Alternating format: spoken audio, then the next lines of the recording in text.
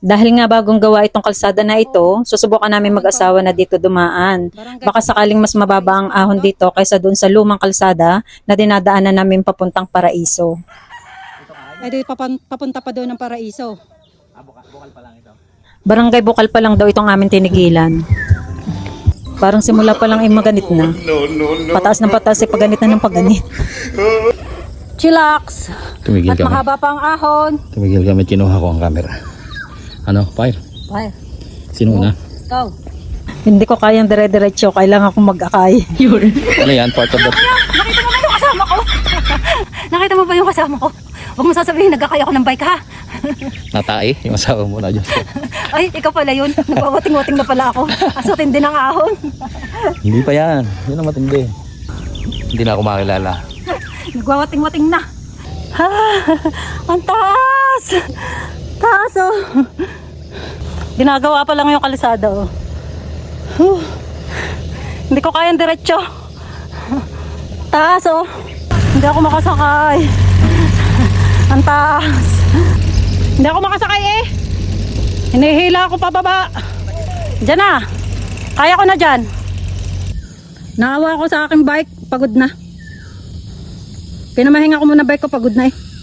Kami makikiraan laang. Talagang kayo naman.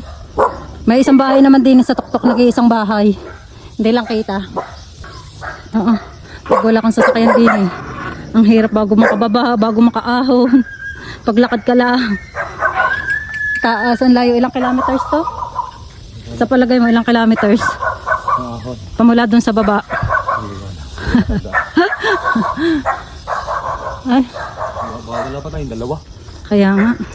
Dead end. Ito na ang tuklong. Ayun.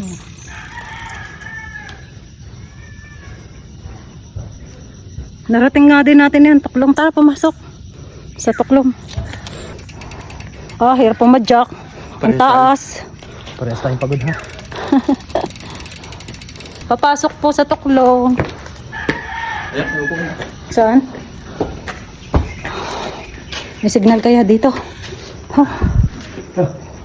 Bukas pala ang tuklong. Ba't inulit ni ate? Nahiya kasi kami pumasok. Wow, lusong! Pauwi na kami kaya puro palusong na. Palusong na! Bago nga kami umuwi, namahinga muna kami dito sa may puno ng sampalok. Hindi ko kaya na dire-diretso palusong, nangingimi ang kamay ko. Baka hindi ako makapamreno, kaya relax muna dito. At syempre, dahil napakaganda ng view, nagpicture na din kami dito ni Habi. Yung bang ang sarap sa pakiramdam na kapag narating mo na yung tuktok.